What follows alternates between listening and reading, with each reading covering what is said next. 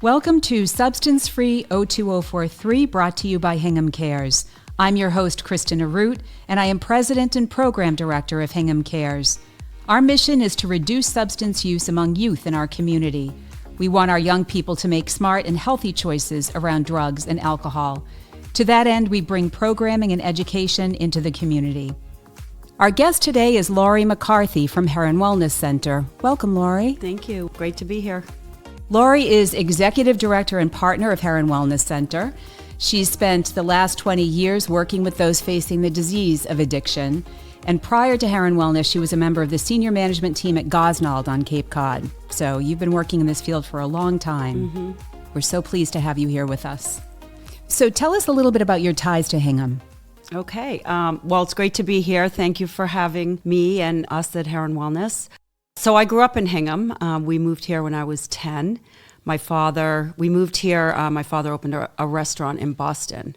We moved from upstate New York, and we settled in Hingham because my cousins lived here, and my father had ties from college that lived here as well.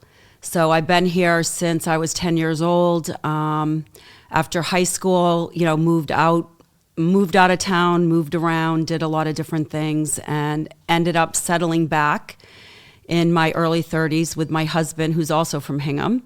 And we have been here ever since, raising our children. So you're very open about the fact that you're a person in recovery yourself, in addition to working with people who battle addiction. Mm-hmm. How old were you when you started to drink? I remember actually the day that I started drinking, or the night. I was 14. Every summer we spent at a place called Long Pond, outside of Plymouth. Mm-hmm. My family, my cousins, it was a family home. So my cousins and us and my family, we spent the entire summer there every year since I was born. It was passed down from my dad's parents.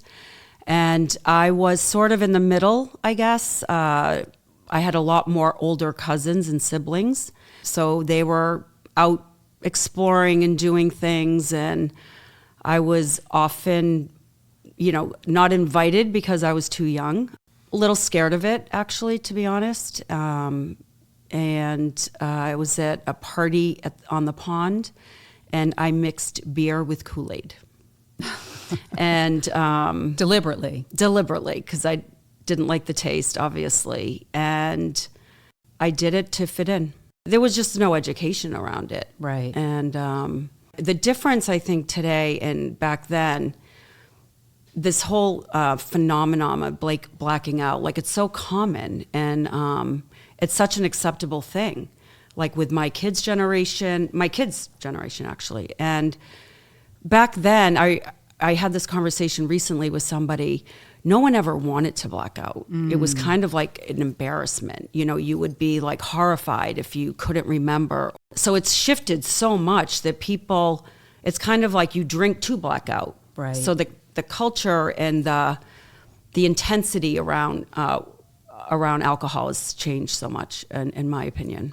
And I think the use of harder substances has also come into play as well, not just with alcohol, but other things as well. Absolutely. Did you ever use any other substances, marijuana, anything else? I did smoke marijuana. I think I was in 9th grade. I remember that day as well. I was at a football game, and my friends, older friends, let's go behind the bleachers or wherever it was. My dad was at the game, actually. My brother was playing in the game. And I was absolutely terrified. I didn't like it. I wasn't. Again, I had a lot of fear around substances. We didn't have access, but cocaine wasn't around when I was in high school. It was a couple of years after I graduated from high school that came into the picture. Mm-hmm. So it was pretty benign. You said that your dad owned a bar. You've said that he recognized at some point that he was an alcoholic. He went into recovery later in life.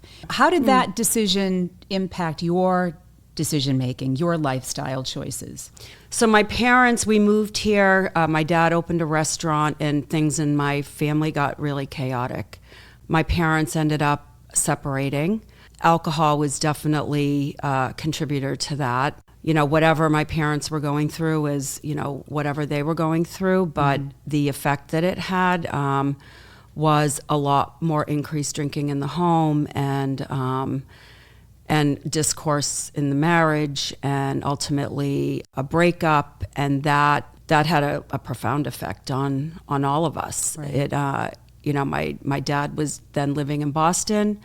No one talked about it.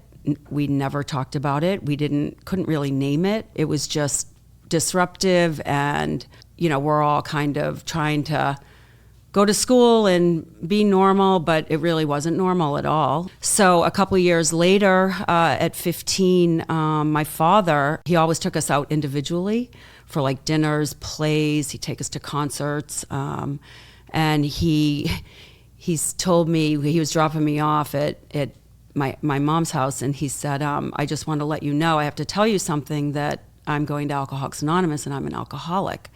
And I said, no, you're not. Like, isn't that the other one? Like, because I never... You thought your mom was the one with the problem. Yeah. Because drinking, and not just...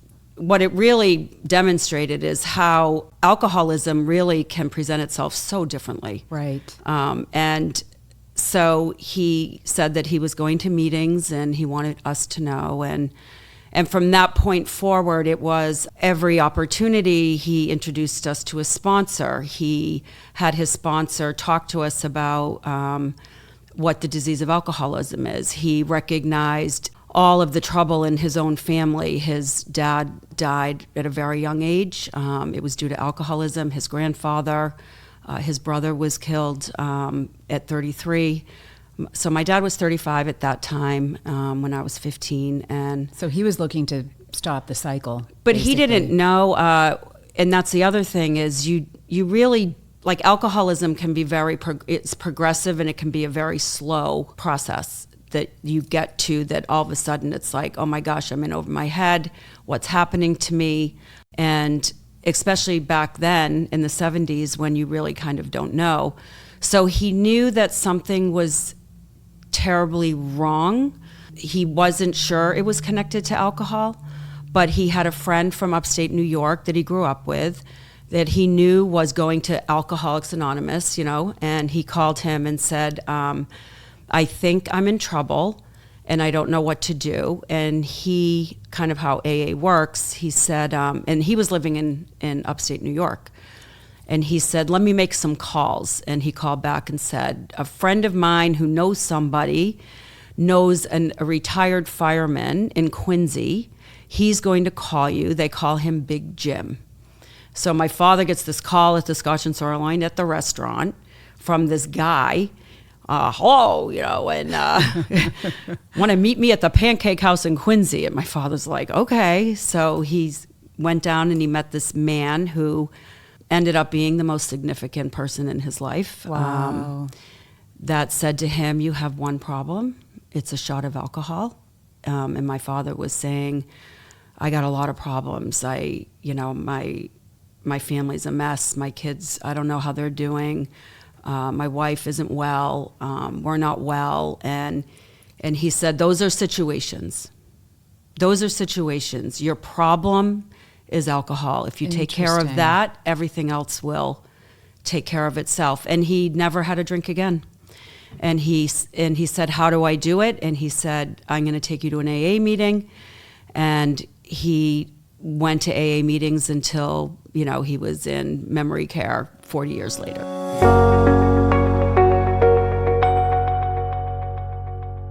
Everything made sense when he started learning about the disease of alcoholism through AA.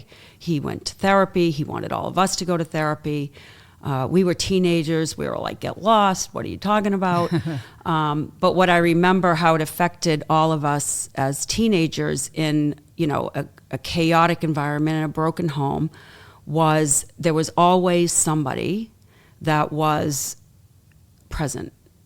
He always picked up the phone. We always knew, like, there is a present, capable, grown-up, in charge that is there 24 hours a day for us. So and that grounded you. That was our takeaway, and the fact that he loved his life not drinking. So he was one of these men. He owned the Scotch and Sirloin. He loved the restaurant business, and he loved his recovery.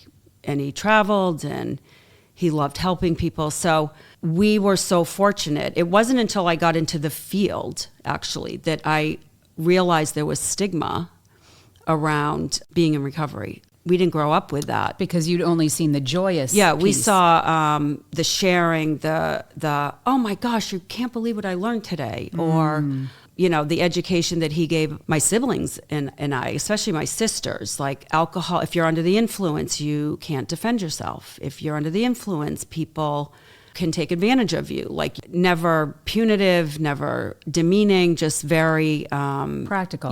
Practical and be careful type of thing. And I had my stuff in high school. I was at 15, I was kind of already off and running, and I was pretty shut down, actually. In 16, 17, I ended up moving out of my mom's house and moving in with my father when I was a junior in high school. And so I was very, we were all pretty closed off, I guess. Mm-hmm. And so my journey then was just be strong, numb. So my alcohol use picked up. While you were with your father? Oh, yeah. I'm sure that was challenging for him. Or did he recognize it? I don't know if he recognized it. He wanted me safe, and he would just tell me all the time, like, how much he loved us and to be safe and be careful. And again, we're going back, it's like 1976. Right. So there's still no education. Right. It's, really it's be a power of example, but you're not taking other people's inventory, mm-hmm. You're not like calling people. It wasn't like nowadays, if you recognize a problem, address it immediately. There's no more like, wait, why are we waiting? Right. But that's all because the only reason why we're at that point now where we don't wait for someone to be ready, we're going to go in first and we're going to present everything and we're going to hope people are ready, but we're going to lead them and we're going to intervene earlier. Because really it's with all of the education that came as a result, truly, honestly, of the opioid epidemic is the only reason. All of the focus in the education came on addiction mm-hmm. during the opioid epidemic because of the loss of life right. with suburbia and colleges and the whole, perfect storm of the opioid epidemic and what transpired during that time forced the education. Right. And in that education, thank God, we started to recognize addiction as really a medical condition. Mm-hmm. And then the question with the researchers became, if we do preventative medicine with other chronic conditions, why aren't we doing it with addiction? Right. And why are we waiting for stage 4 before we say anything? Everything. So I used to have this, kind of like this joke sort of that, not really a joke, but when my kids were little and I would say to everyone, I was very open with my recovery when we moved back to Hingham. And I remember saying to somebody, your kids go off on a field trip and you put your sunscreen on because of melanoma. We might have melanoma in the family, or put your sunscreen on, or wear your sunglasses. And I would be like, we have alcoholism in the family. Don't drink, don't take anything. It's like very common. It should be. We should be educating and talking about it and family systems and history around addiction and substance use disorder and mental health when our kids are young, right? So that they can be comfortable with if and when the struggle comes. It's not a fall off the cliff, which it really, to this day, is still a shock to the family system. So when was it that you realized that you had an unhealthy relationship with alcohol? When did you decide that it was time for you to take steps like your dad had? When my drinking changed. I remember it it was kind of happened gradually, but I was actually in the restaurant business. I was working for a national chain. I was in management. I was young. I was in my 20, 23, 24, 25. I lived in California. I was transferred to New Hampshire, to Newport, Rhode Island, and then Annapolis, Maryland. And over that time period, my drinking really picked up like to a daily thing. Like at the end of, you work 6 days a week, you work 60 hours a week, and at the end of the work day, there's the wine is at the end of the day, waiting for the relief of all the hard work. And then on my days off with my friends, we would go skiing, we would go we would go do things, we'd plan things, and the drinking was intense, and it was that was what the goal was. I was I couldn't wait for the party, and I lived for those days off, and I remember at a period of time where I knew that like this is not right. It was really bad. And were you concerned about the impact on your physical health waking up the next day, or did you think this is too much? Well, physically, it was every day I woke up sick and tired, and so the one glass of wine turned into two, and your body, it's a physical addiction. It's a physical dependence. So you need more for the desired effect. And that's why, the increase happens, because if you're constantly taking it in, you're going to need more and more.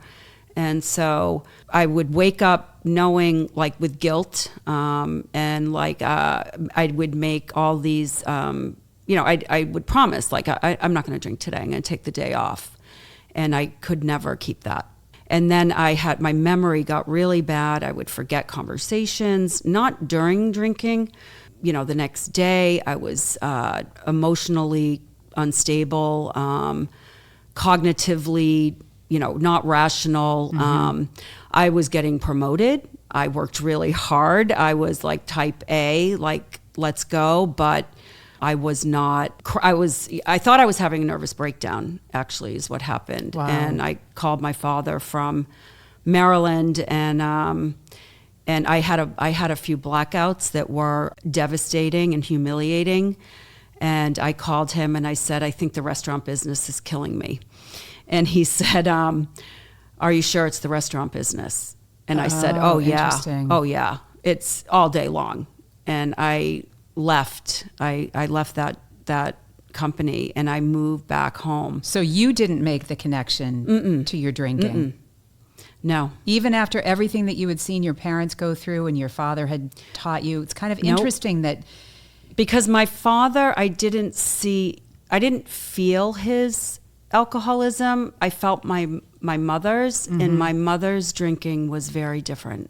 It was, so I didn't, that's what I would identify with. So when I started having blackouts, that is when the fear came. Okay. That is when I got pretty scared of that, but I also didn't connect the emotional deregulation to alcohol. I didn't get that. And so I moved home. So I had other family members that had quit drinking before me that were younger than me and older than me. And that was significant because when I moved home, they were living their lives and like loving not drinking. Like they felt really good, and they had their own reasons for stopping. And you recognize that contrast with your own lifestyle. Yeah, I was like, I kind of want that. And I had a particularly horrible Memorial Day weekend. I went down the Cape. I drove home under the influence, and like severely under the influence. And I woke up the next day and I went to my sister's. And I said, I think I have a drinking problem. I don't think I can stop. I think there's something really wrong with me. And she said, which is kind of funny today, she said, "Don't tell Dad. He'll make you go to AA." And the universe, I mean, this is like such one of those God moments. It was wild because it was the Sunday of Memorial Day weekend. And my sister lived in an apartment that had a sliding glass door and a road. And my father pulled up in his car out of the blue. While you were there. And knocked on the door and said, "You guys want to go to breakfast?" Oh, my goodness. And I burst out crying and said, "I think I have a problem, a drinking problem." And he said, "Really?" And he said, "Okay, let's go to a meeting." And I was completely offended because I said, "I'm not an alcoholic." And he said, "Why do you have to be an alcoholic to go to a meeting? It's the only requirement for membership is the desire to stop. Do you have a desire to stop?" And I said, yes. So I went to my first meeting with him. I saw all his AA friends. I burst out crying, and I, reluctantly went to AA, actually, reluctantly, because I couldn't really identify. I was young, but everyone said, "Just keep going, and don't drink, and don't drink." And then I fell in love with what I learned and what I came to understand and the people. And I got a job in Boston in advertising, and I met a whole new set of friends that were my age that lived in Boston, that were working at the Globe and radio, and it just kind of really took off from there, the recovery.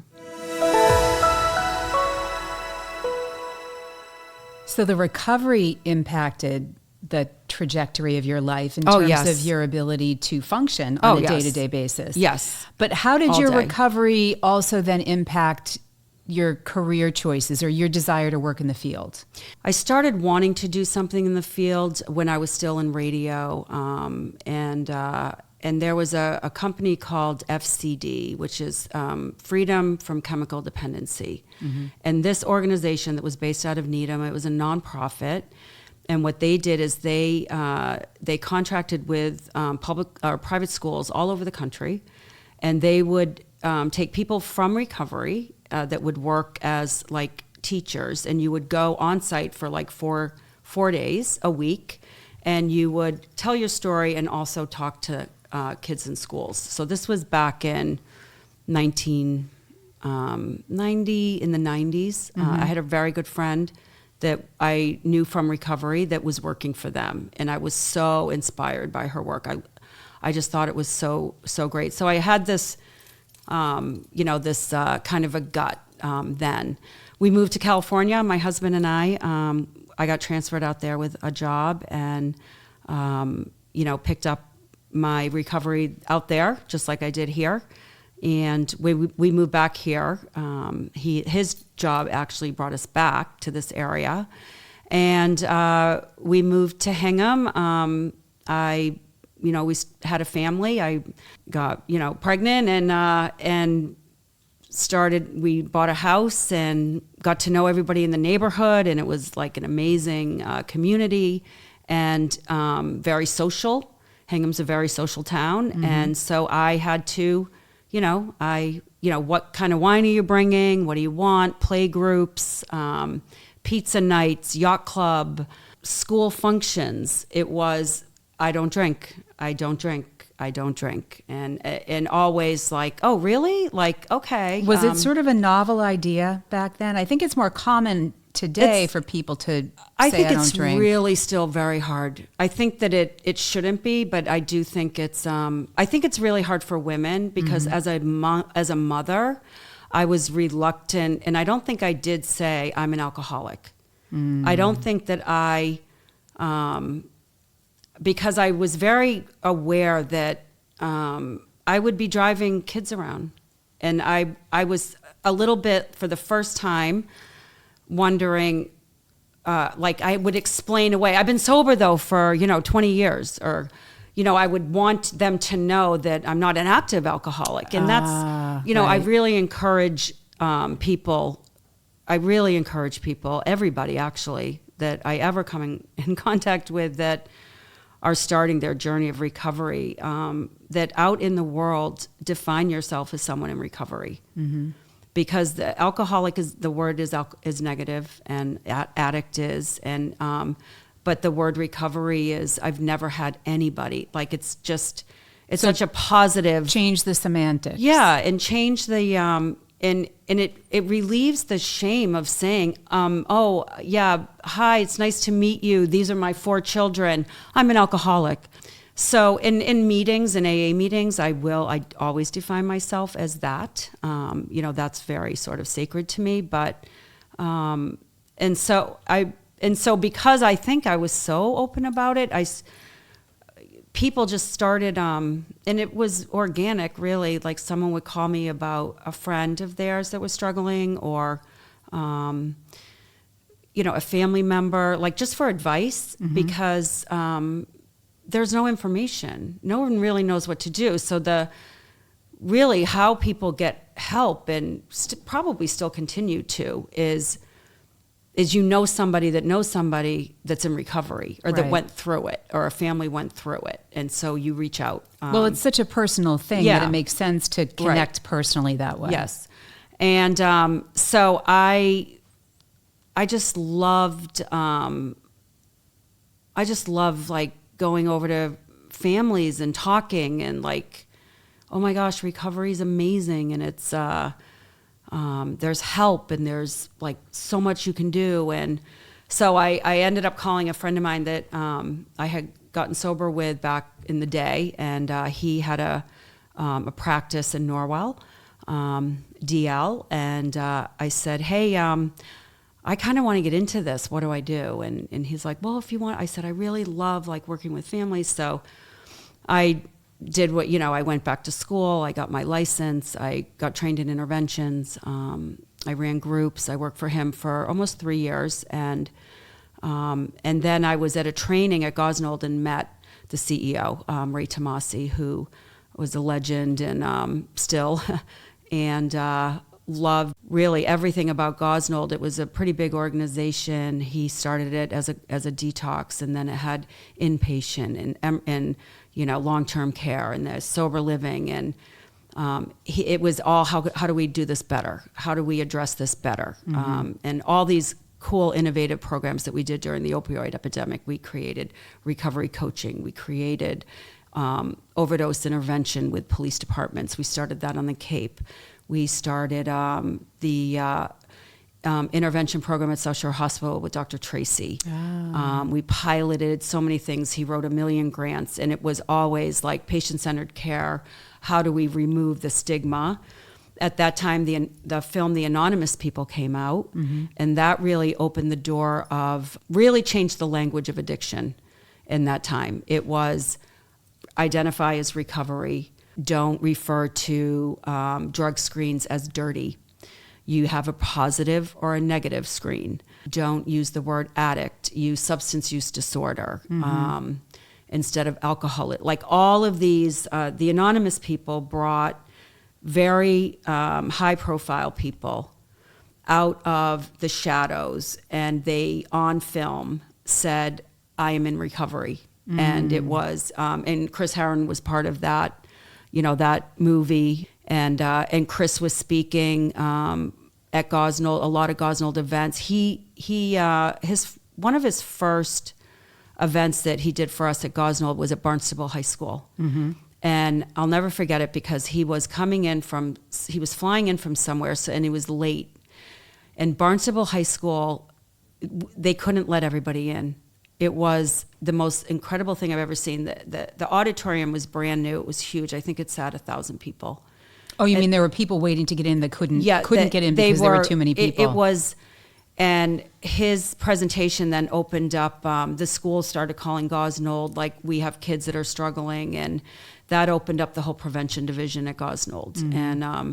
And Ray Tomasi would call Chris Herren and say, you know, I just got a call from Votech, and they got kids struggling. What do we do? And they ended up putting counselors in schools on the Cape. And so it really, So the career was sort of ignited with Hallie DeLore, my friend from AA, who is still in the field, works in a hospital system, has been in the field, gosh, so much longer than me.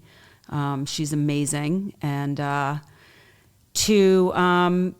all of this like innovation and how do we do it better, which landed when Ray retired. I remained at Gosnell for another 6 months, and then I left there, and then it was like, let's do something. Well, so you sought out these opportunities. I mean, you didn't sit back and wait for things to come to you. You were so passionate about this field that you sought out these opportunities. And Chris Herren was a recent guest on our show, as you know. I was one of them, yeah. You were there getting the Wi-Fi set up. I just love listening to him speak. He's amazing. Yeah. So, of course, he shared about his personal journey and the work that he's doing. And you, as executive director, are instrumental in that work, and you helped co-found the Herren Wellness Center. Tell us about that project. So that was when we came together. I had left Gosnold. I was doing work with, I think it was Bridge. I was doing some CARES stuff. I think that's when I met you. We were co-chairs, yes. We were co-chairs with Chief Olson. And the chief called both of us into his office. And said, you two need to meet each other. And he said, I want you two to run this. Yes. Yeah. And so doing things like that, and then Chris gave me a call. At that time with Chris had been speaking for a bunch of years, and it was around that time that he was shifting his, they started working on the first day. And that change came because... And that's a film. That's a film that was produced also by Jonathan Hawk. That was released in 2018, I think, in the summer, by the Centers for Addiction and Cigna. And the reason for that was Chris would go and he would tell a story, and he would I think he said this maybe in his podcast. The feedback was always from the kids. I'm so happy for you. Sorry for what you went through. So sorry for what you went through. I'm praying for you. Yes. And it was the revelation of, oh my gosh, this is not about me. Right. Like, I want it to be about them. And that was when he shifted to the struggle and the culture that our kids are in, and in every environment. So the first day is rural, public, private, inner city. They take a very, all different school environments, and that's how they came up with that. So with all of his knowledge and what was going on, and we sort of just all pooled with a lot of help from a lot of amazing people, and Heather being like his wife, the instrumental person, the family member, that person that was often ignored. Back in the day, it was all focused on the patient. And, as time went on with treatment centers, family programs, were introduced and helping the family. But and she was the backbone of that family. Her commitment to him and their children is incredible. He told some pretty heart-wrenching stories about their time together when he was trying to get himself sober. And she knew his heart because they were together since they were teenagers. And I think that and I think that that's true for everybody. I mean, when families call and I talk to families, I like to really ask, what were the interests prior to this problem? Like, what were they like growing up as a kid? Like, because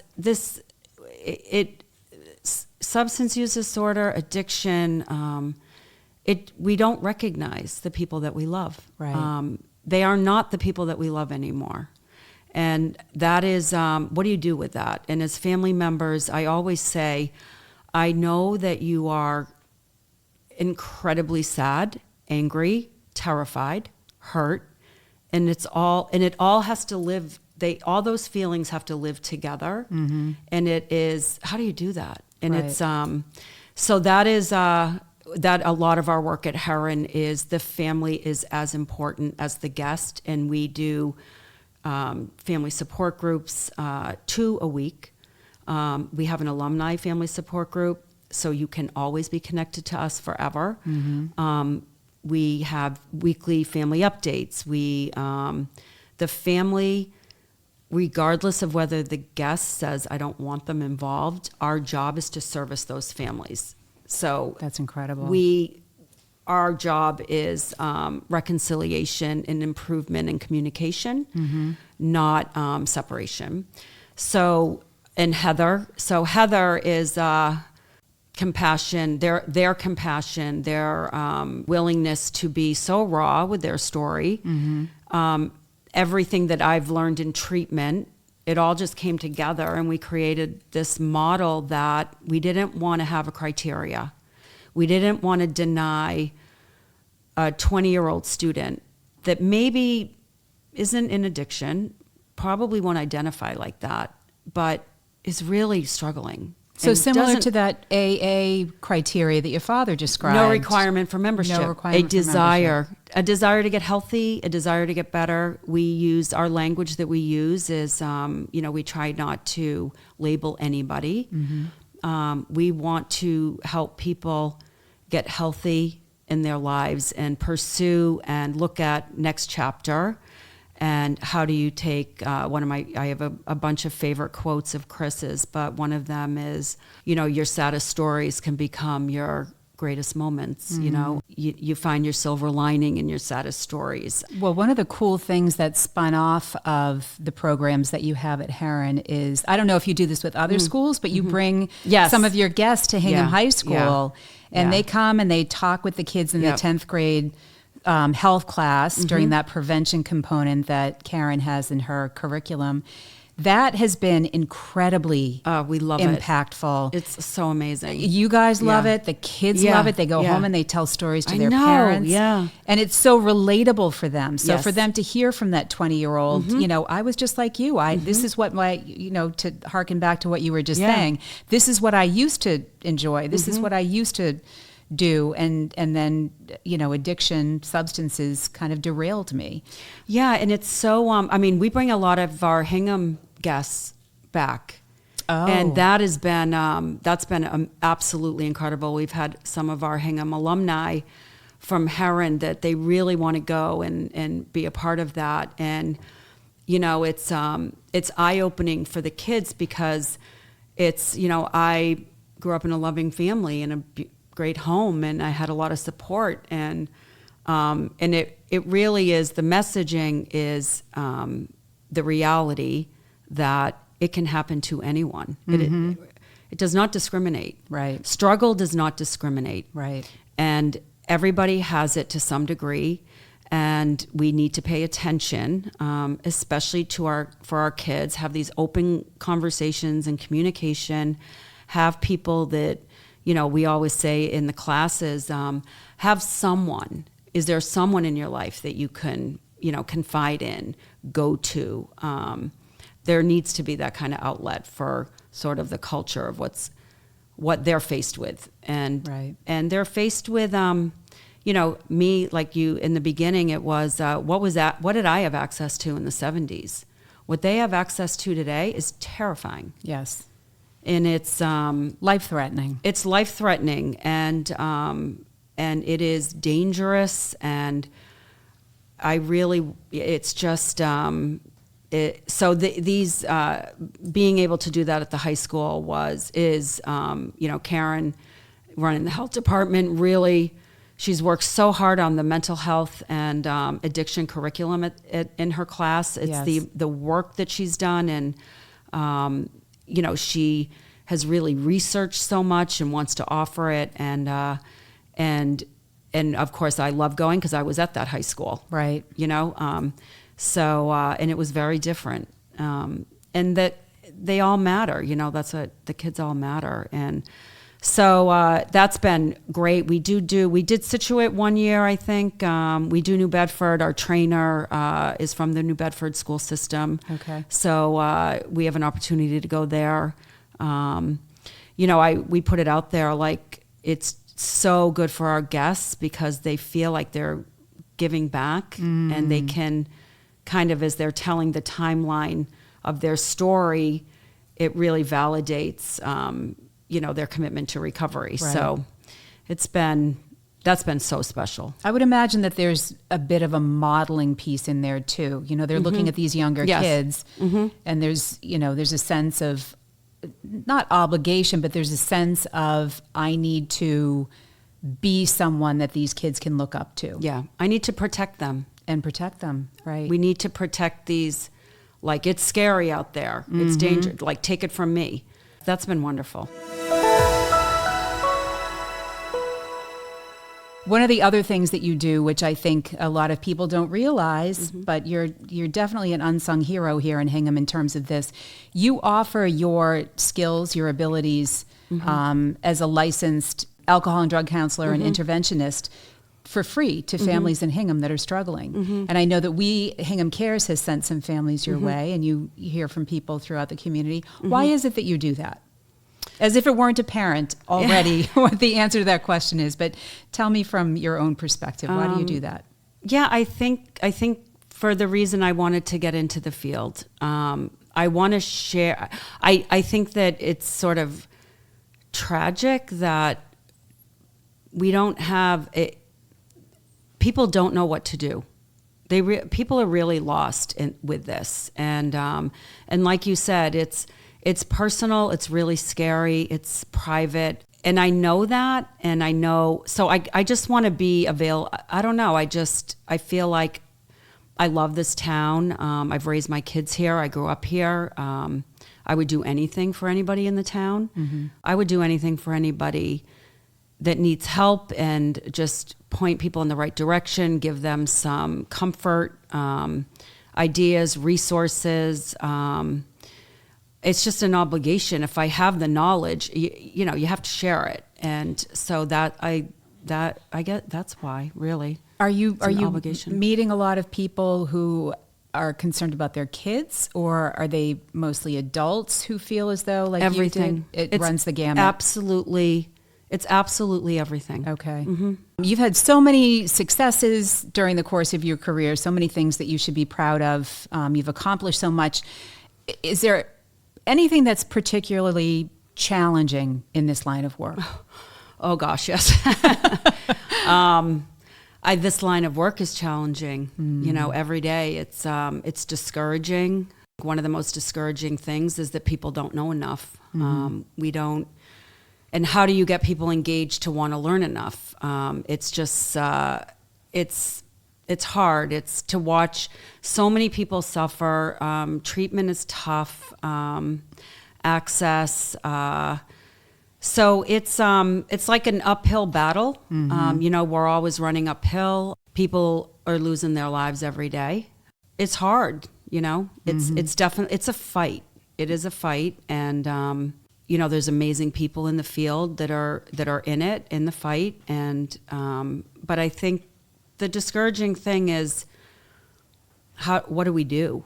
And, all the prevention initiatives that are going on, like, thank God, every one of them is important, and every town in the world, everything that we can do to educate our kids. It's kind of like, looking at the next generation and how are we going to help them manage the world that's really kind of scary. I mean, that's discouraging, right? So It's do what we can, do it really, really well. I think that's how we all do this work, is if we do the best we can every day and we give it 1,000%, good will come.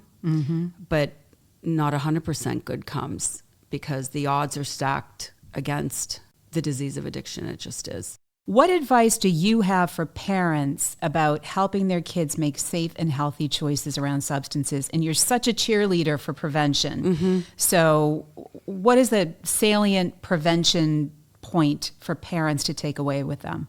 I think it's conversation. It's having conversation with your kids from a really young age. And that conversation is the reality that just because something is legal doesn't mean it isn't harmful. So just because alcohol is legal, it doesn't mean it isn't harmful. And it doesn't mean that every adult can manage alcohol either. I think that having, like, frank discussions about people will experience alcohol differently, and be aware and notice that. So it's really conversation. It's being a resource for your kids, letting them know what is out there and why it's dangerous. And then what Chris always, the whole first day message is, why are you doing that? Mm-hmm. Why do you feel the need to change yourself? And the culture, and how do you live in the culture? And if you don't want to do it, don't. Right. You don't have to. One of the things that my kids have told me, which is very refreshing, is that in this day and age, there isn't a whole lot of if somebody abstains at a party or they don't want to do it, there isn't a lot of, come on. Pressure. And I think that that's huge. Mm-hmm. And I think that people recognize the other thing that we Chris is in his first day documentary is, you have no idea what that friend is going through at home. Right. You have no idea if somebody in your friend group has been touched by addiction. So be careful how you act around it. And I'm going to quote him. In the first day, he says, because someone's heart is breaking because of it. Right. So, and it's not shielding our kids from family, it runs in the family, or so-and-so, suffered or, lost my kids knew at a young age. I lost my cousin to this disease through suicide when I was 19. He was 26. And then you have the tragedy of addiction, but then introduce, here's the beauty of recovery. Right. We need to not rely on that. If we provide our children with safety, that it won't happen to them. Because I know as a clinician, as a parent, as someone in recovery, that any one of my kids at any time in their life can face this issue. If you drink enough, you will become an alcoholic. Right. If you dabble in, you can easily become addicted. Mm-hmm. So it's awareness is super important. Everything that you do at Hingham CARES and the prevention and the prevention coalitions and us going into Hingham High School, they need to hear it all the time. Right. Growing up, so that it's sort of embedded in their brain of, if they recognize a friend that's struggling, they know I should help them. So what advice do you have for young people about making safe and healthy choices around substances? Please be cautious. Think twice, think 3 times before you do anything. Never, ever, ever put your drink down. Never, ever, ever take anything that's given to you. Never put anything in your body. There's this thing where, I know the dealer. Why are we trusting our lives? I'm going to put my life in the hands of a dealer. Right. That's not, if you think about it, it's not even common sense. Right. That, and everybody does that, I know that person. Well, add to that the fact that the brain is not fully developed. Mm-hmm. So there's that risk factor associated with the choices that kids make just inherently. Yes. Well, also adults. Mm-hmm. Cocaine has made a huge comeback. And that's, terrifying. There's everything. It's cut with everything. Right. So be cautious. Don't believe that it's doesn't have anything in it. Never drive. Call a friend. Call a parent. Call an aunt and uncle. Never leave anyone behind. Know every day, really, really think about the fact that your life matters. And the people you love, their lives matter. The people that love you, their lives matter. Right. And a wrong decision can change the life of everyone who loves you. And it's scary. And be curious about what actually am I putting in my body? And kids today, what I love, the younger generation, more so than ours, they will engage. Mm-hmm. And you mean have conversations about this have topic. Conversations about it, and they're bright, and they also have a lot at them. Mm-hmm. And a lot's coming, and substances, they could get anything in Hingham, anything. We as a community need to understand that yes, it is in the town. Right. And what do we do with that? Give your kids the awareness that it is. and it's scary, and be careful, and like all of those things. Thank you so much, Lori, for being with us today and Thank you for having me. this important conversation. Wonderful to be here. Thank you for joining us on Substance Free 02043. I'm your host, Kristen Arute, and I hope that you will tune in again. For more info or to get involved, go to hinghamcares.org.